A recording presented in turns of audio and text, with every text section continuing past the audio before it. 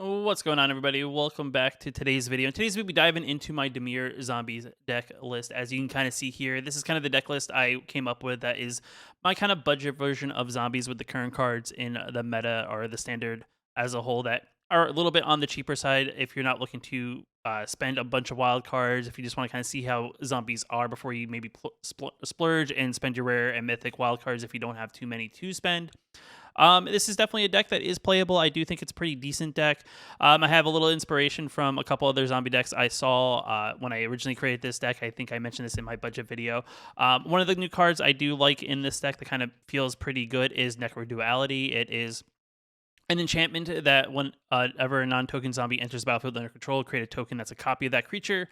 What this is going to do, it's going to create multiple copies of any of our non-token zombies, which we have a pretty decent amount of, which then allows us to either exploit multiple times in case we want to exploit and either get, our additional draw two cards, lose two life kind of effects. If we want to exploit one of our non-token creatures, whenever we exploit a non-token creature, we get a 2/2 zombie. So we're going to play into a lot of that, and also Blade Stitch Scab, something to pump our team, as well as, just our various other things. The one thing I will say, it doesn't allow us to have multiple of the Nefari Betrayer of the King, but we are playing budget. We are going to play the Zombie Lord to kind of make our team that little bit more stronger. And we are playing Snow Mana to kind of make that work. The one thing I would suggest if this is something you're looking to play is probably upgrade the land base just a little bit, just so we don't maybe have like a little bit more dual lands. Some of the new dual lands are definitely very good here. The blue black slow land I think is very good. The one that if you play it after you have two lands on the battlefield, comes to the battlefield untapped. Also, the pathways also very good. But when you do something like that, something like a Priest of the Haunted Edge isn't going to be as good, as this is a card that benefits us based on how many snow lands we control. But nonetheless, I mean, overall the deck is fairly cheap when it comes to curve. Nothing's really super expensive. Like Nefari is our most expensive thing, but it ends up in the bin. We can always pay 3 just snow and get it back to the battlefield tapped at the end of like our opponent's turn. So definitely good there. But nonetheless, the deck is playing 4 copies of Champion of the Parish. Definitely a good small 1/1 zombie that gets bigger the more zombies we control. Combine that with something like Necro Duality. Every time we play a zombie, we're going to get two copies of that zombie, so we're going to get 2 counters. Even if we play additional copies of this, the additional copies will also get, additional counters. Shambling Gas, just because it's a very good 1-drop zombie as well. With the idea here, it gives us a little bit of mana ramp with the created treasure token, as well as giving something -1/-1, depending on what the situation is. We have 4 copies of Priest of the Haunted Edge as kind of like another spot removal spell. We can tap it, sacrifice it, give target creature -X/-X, which is great to get around things like Indestructible. Blade Zombie to pump up the team just that 1+1 more. Skull Scab as another 2-drop in the deck that we can exploit a non-token creature zombie, like something like a Shambling Gas, get a 2/2 zombie out of it. Falcon Abomination is definitely very good. Get in the air, swing in for 2 in the air. Combine this with Necro Duality, we get 2/2 flyers, and then we also get 2 zombie tokens as well from this. We have flipped the switch with a little bit of disruption. It's an okay spell. I mean, in the early game, especially when your opponent doesn't have a lot of mana, it's definitely something to utilize. But as it gets later in the game, this is maybe something you want to cut, just because I do think if your opponent has a bunch of mana, it's not going to be able to counter everything unless it's a very expensive spell. We have Assistant is a 3 mana 3/2 with exploit, and then whenever it exploits, we get to scry 1 and draw a card, so a little bit of tempo in case we need to.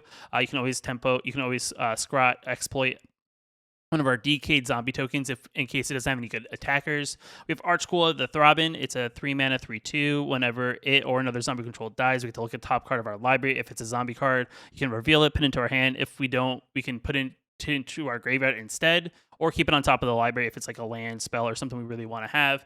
Bellstinger, the new 3-drop zombie that has Death Touch. We can exploit one of our creatures. Whenever we exploit a creature, target player draws 2 cards and loses 2 life, so we can draw a little bit of cards from this card. Necro Duality, like I said, it copies our non-token zombies, so definitely a good card there. Organ Hunter is like another little bit, let's dig a little bit deeper into our deck to kind of find a particular card we're looking for. Just a kind of like a little bit of an expensive thing, but it's like a draw effect in that as well. And of course, Nefari, Betrayer of the King, kind of see how this performs with Necro Duality. It's kind of interesting if you actually return this back onto the battlefield, it triggers this. The tap one is the one you can send back into the graveyard, but then you can keep the token on the battlefield and it'll be untapped, so it's definitely a cool little trick there. So it's definitely one of those little tricks that you can do to kind of maybe get an additional blocker in case your opponent may not be expecting it. And like I said, the mana base is Only 22 lands, as the deck doesn't really play super expensive spells. So we have 8 islands, 10 snow covered swamps, and 4 ice tunnels. You can add in more lands if you want to cut, maybe like the flip the switches if that's where you're feeling like maybe you're not drawing enough lands. Maybe cut like a copy or two and go up to like 24.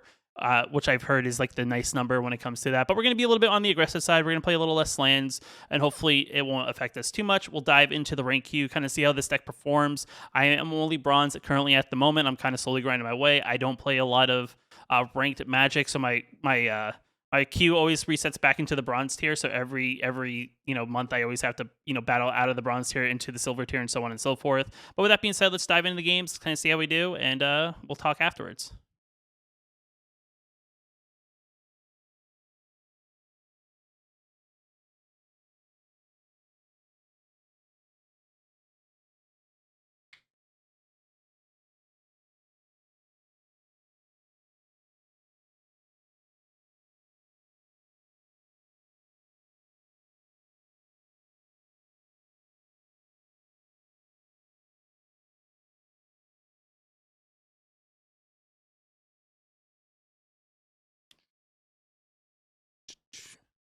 Opponents on the play. Our hand is okay. We do have our 1-drop, which is good. We have our 2-drop, so this is definitely a good hand. It allows us to be aggressive, but they are playing black, which doesn't help us at all. So let's hope that they don't have a lot of removal, and we can kind of get our momentum going. Sure. They're going to gain some life. So it looks like they could be playing the new deck that I've been seeing around. It's like this, and there's a card I think that mills and puts insects possibly if it's like creature cards. But we'll play our 2/3. We'll pump the Perish and we'll attack him for 3 and see if they want to chump block. So like I said, off to a decent start. They do have 4 mana, or possibly 4 mana. So they do have plays that they could do here. Toski, nice. Just creating pressure. Creating pressure. They could double block the champion, so I don't want to just swing right now. So we'll actually play Archghoul. And we'll swing.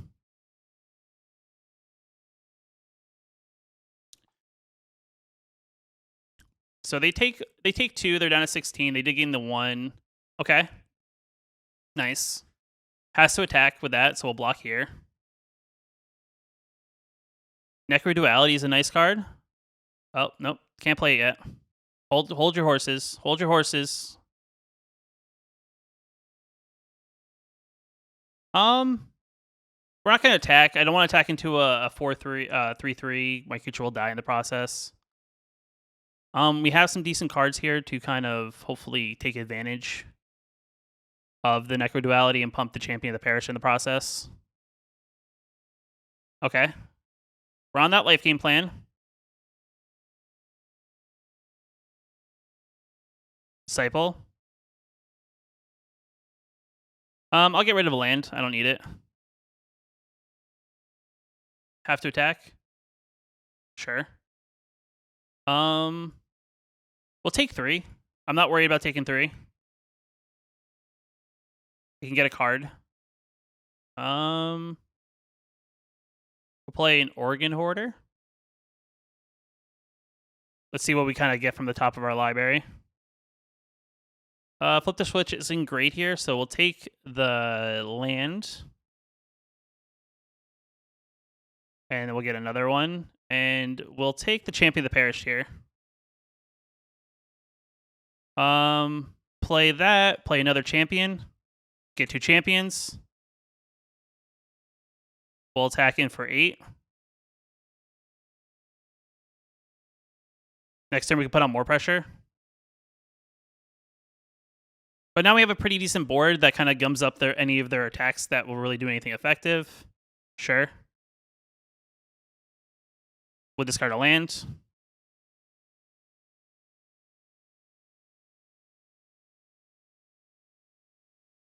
I'll block here. Sure. We'll take action. We'll reveal it, put it to our hand. Yeah, we'll Shambling Ghast here.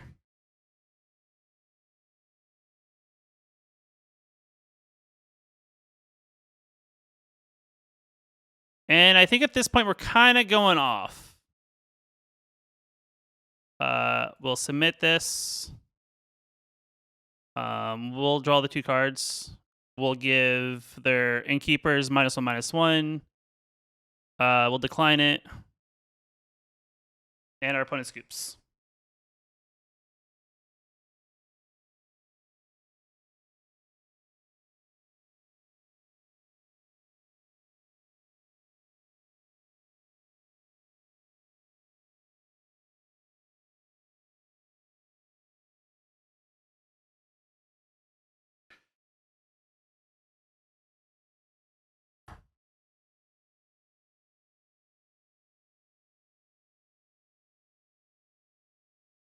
We're on the play. Keepable hand. Perfectly fine hand. Can't. Don't have a blue mana source, so it's like, do I play the black mana in the hopes of drawing the blue? I think so. Worst case scenario, we play a tap land, and then maybe we can Fall Stinger on turn 3 instead. All right, something red. Sure. So it looks like we're playing vampires who do our blue, which is good for us. We will play our Blade Stitch Scab, give that +2, +1, +0.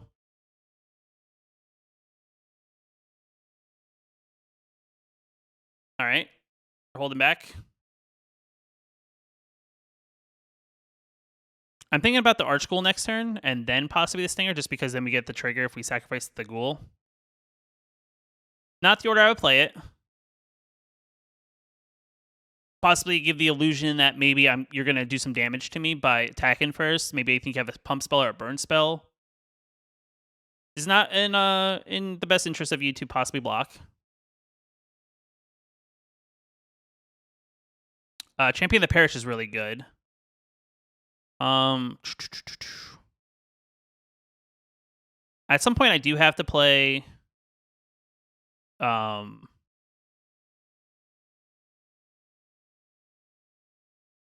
some point I do have to play the whatchamacallit, the Champion of the Parish or the tap land. I don't think you block here if I was them. If you do, you block with the Pit Fighter. Doesn't give me a good area to +1, +0. Okay, that's fine. If another social like that, would be a very strong play on their part. Nice, Hunting at Ridge. Nice card. Not the right part to do that. I only have 2 attackers. We'll take that action. We'll draw that card. Decent wall. The thing with the Socialite, what they didn't get right here is that they should have attacked first, played the Socialite the second one afterwards, pumped all these. But they didn't do that. It does help to read the cards, I think. I'll hit for 2. That's fine. We'll Ice Tunnel. We will play a Champion of the Perished. We will then play a Priest of the Haunted Ridge, pumping it up. We'll hold all our creatures back, so now we have blocks for both their menace creatures. And we can, take the damage from the Pit Fighter, allowing them to sacrifice.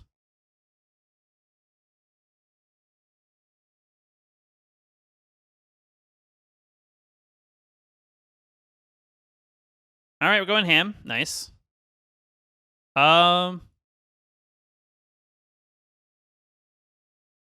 We'll hit for 2. I wonder if that's where they thought I was going to go, or if I would double block their other creature.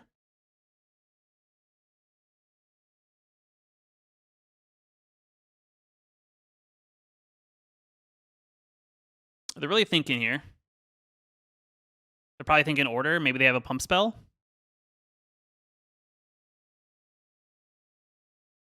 We'll create a treasure since we can't kill the creature.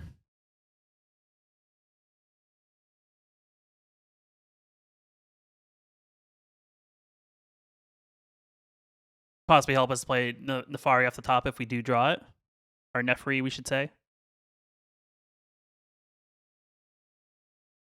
They're thinking here. I mean, they could play a creature and actually have it pumped. I mean, if it's not strong enough, my priest could just, kill it by being sacked. and doing -X to it. So it's definitely a tricky play. Okay, see, now they read the card, so now they're both pumped. I have another. Oh, no other play. Okay. So we'll play our 3/2, pump in our champion. We'll sacrifice this, kill in our 3/3. We will decline, and we will attack for 4. Holding down the house here. So if they attack, they're going to trade here.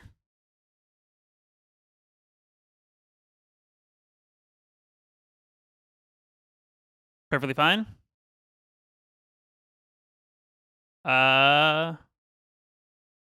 We'll take that action. So the one thing I forgot there on the previous trigger, I forgot to take the action if it is a land. It means it puts in the graveyard. I keep thinking that it's going to ask me if I want to do the action for the zombie, but it's not a zombie. Sure, I'll take 3. Play another creature.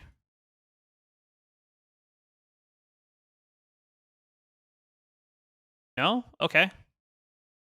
I definitely 2 for 1 here, I think, right? We definitely play the bird, get 2 zombies, and have big creatures. Attack for 6. Yeah, I mean that's strong right there. That definitely sets a message. That means they can't keep Socialite back, I would say, unless they can be able to block my creatures. Like they have to play another creature here in order to attack with a Socialite. I mean, I have 2 blockers. Looking at my Blade Stitch Scab, they're at. I'm kind of curious. Okay, Shatter Skull, sure. Can't attack. Yep.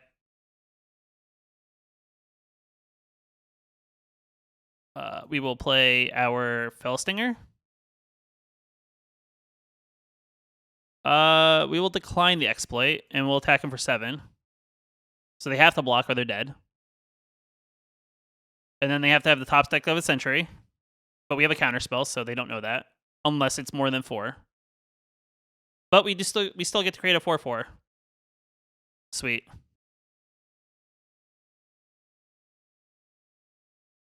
Definitely a good game.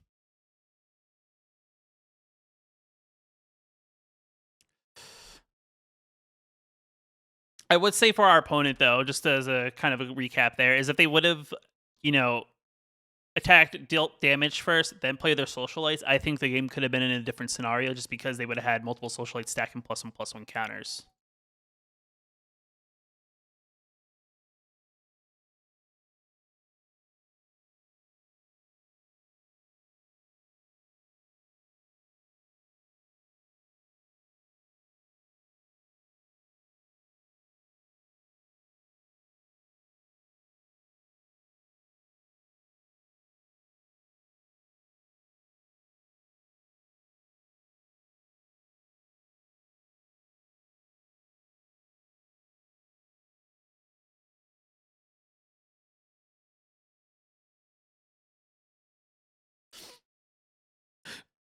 Opponent goes first. Hand's keepable. I mean, our hand's good. Definitely turn 1 champion, turn 2 priest, turn 3 shaman gas, and maybe whatever we draw on those couple other turns. So we'll keep.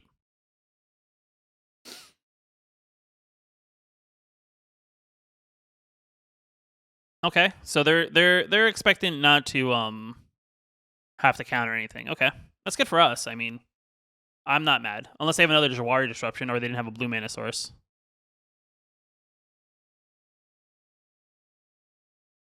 Blue black.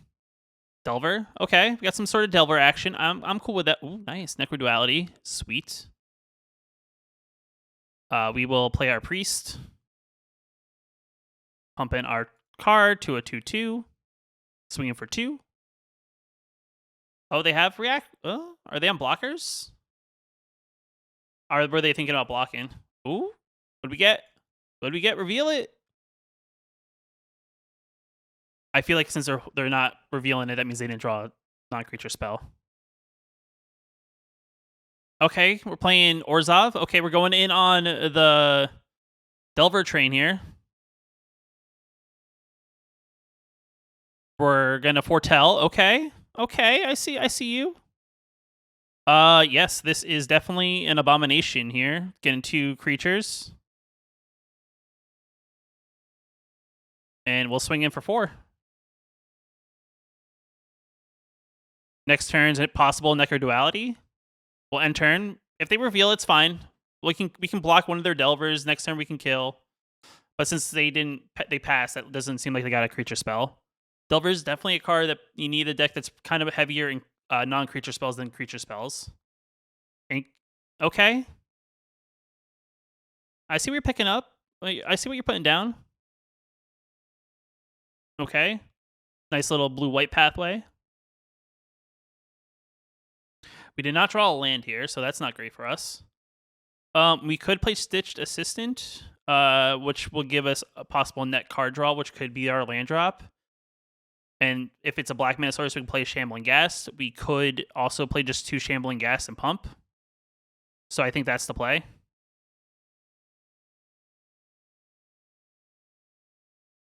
And the other thing is you can always, check to see if your opponent has a counter. Like, they could have a Jawari Disruption, and we're just going to play around it by playing 2 Shambling Ghast.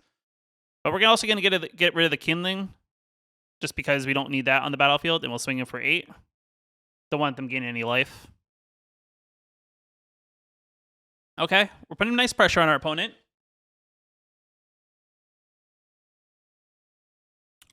Still did not get their non-creature spell. Okay. What does this do? Non-basic lands your opponent's control enter the battlefield tapped. I mean, my snow lands enter the battlefield tapped, so it's not bad. Ooh, nice. We will play this. We'll exploit our Decayed Zombie. No, we need a land. So a land would be nice. Not a land. We'll attack him for 7. We'll attack him for these 2 if they decide to actually block.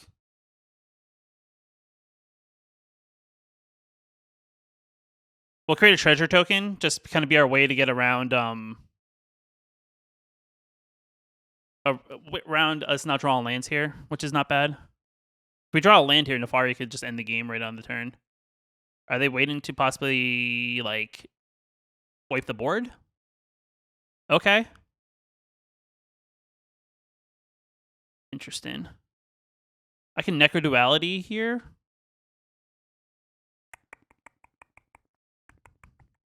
Let's attack first. I think attacking's good here. Attacking with everything. Whatever they block here can get chumped with -1/-1. Which they don't, which is good for them. We'll Necro Duality. We'll autopay. See if it gets played. They could have the one just the one counter spell. Do you have the counter spell? Nice. Okay, so now they're top decking, so that's good for us. But do they have it is the question. Okay, they don't do anything. We draw a land. We go in for attacks.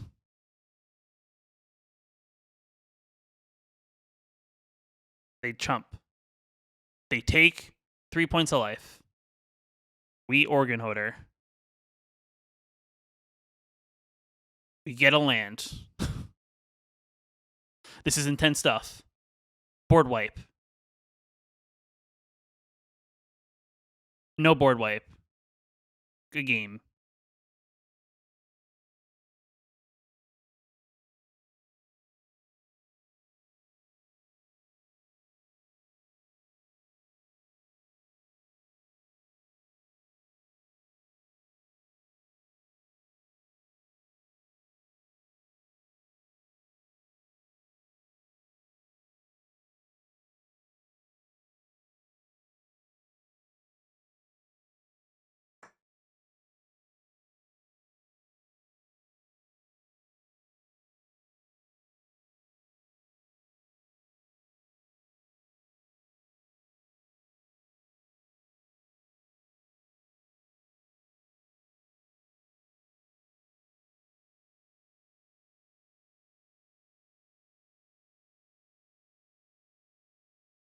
All right. Opponent goes first. Hands keepable.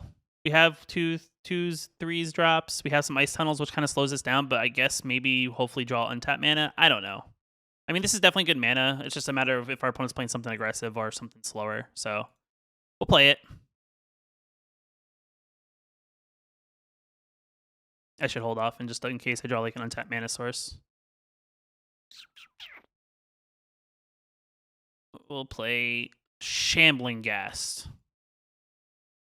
Okay, so some sort of overrun-ish deck. This is a 5 mana, do X amount of damage. Tempo? Oh, landfall tempo. Okay. I can get down with some landfall tempo.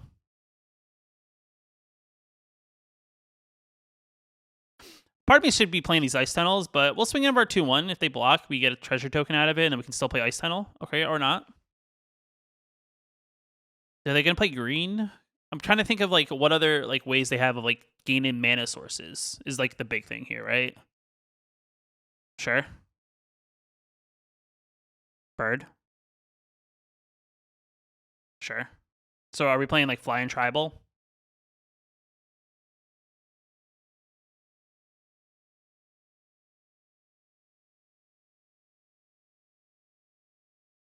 Say they block. Don't block, okay. Abomination. Falcon Abomination. Nice little 3/2. It possibly stops their fledgling bird as well. Sure. I feel like you really can't attack here just because maybe they have a pump spell? I mean, we were in this race at the moment. I'm not really worried about it. That's my famous last words, right? All right, they have a next spell. Okay, not really. I haven't really seen that card. Um, Ice Tunnel. Let's see. What do we do here? We'll swing with our zombie, I think, and then we'll look at the top card of our library. Trigger. Look at top card of a library. If it's zombie card, reveal it. Nice. We'll take that action all day, all day, and hopefully we can minus them out. I'll take another 3. I'm not like I said. We're not losing the race at the moment. We're pretty even.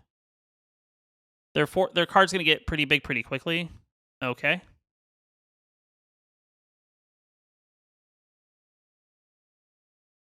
And this is whenever one of my creatures is a combat damage player, whenever a creature you control becomes blocked, you may return it. Do we want them to get tempo?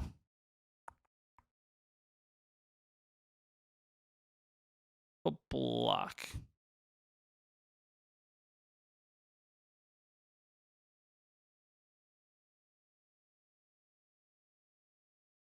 We'll look at the top card. Hopefully it's creature. Come on. Hey, we'll take that action. Or foretelling. We'll play priest. We will play death touch guy. We will exploit that. We'll do 2 damage to ourselves. We'll create a treasure token. We'll take that action. And we'll play a gas and say go. No attacks. I mean, so they have to have a land here in order to give their bird flying, or they can't really attack in because of the death touch. Land, okay. They have a handful of lands. Drawing cards. Okay. All right. I like this like bird kind of like a tribal deck. It's kind of cool. So they're definitely gonna draw 2 more cards after this. Keeping the 2, okay.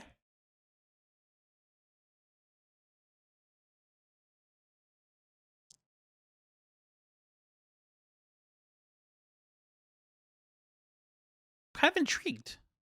They kept though, so I'm kind of curious of what the cards they kept. All right, I got a card to make some mana to cast sorcery spells. Another bird. All right. I was gonna say you don't want to do that.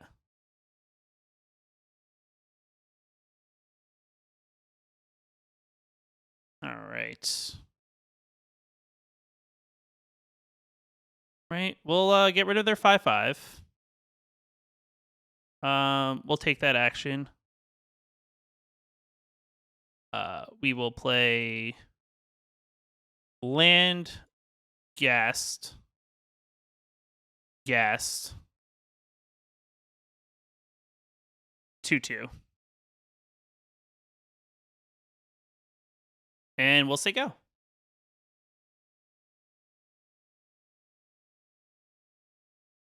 Have a lot of mana, have a lot of cards, so I'm kind of curious what they're doing here. But we have decent blocks if they don't, have a lot of stuff.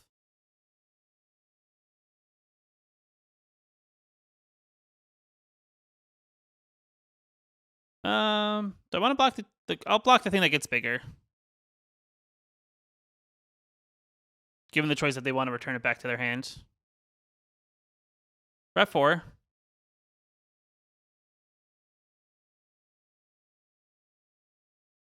You know what'd be really good right now, which I don't have in the deck, is just a good old Meat Hook Massacre. Oh, Meat Hook Massacre would be glorious.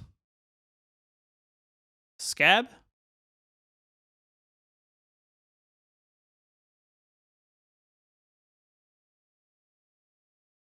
We'll attack him for we'll attack him with everything. Except for our flyer and maybe a couple blockers. They have 3 things. Yeah, we'll attack like this.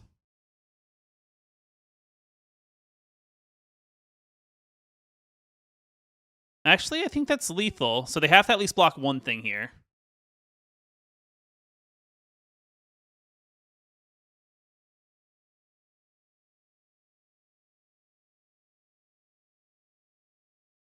Okay. And you're going to go down to... I could have attacked in the air, and that would have been lethal, right? If they don't block anything else. I could attack with everything, now thinking about it. If I attack with these 2, I think I'm out.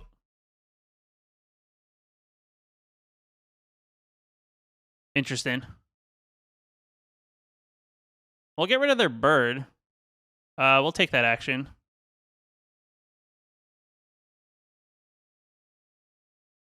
And we'll take that action. We don't need the land. So play the priest. We'll play an ice tunnel, and we'll say go. Nice.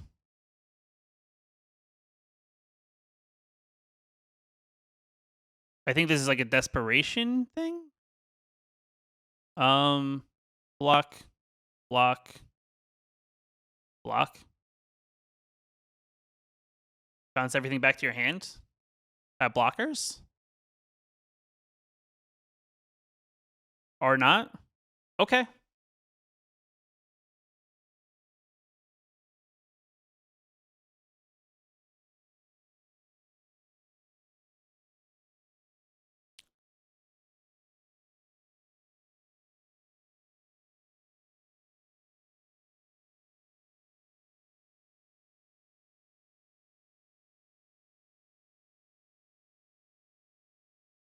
Ooh.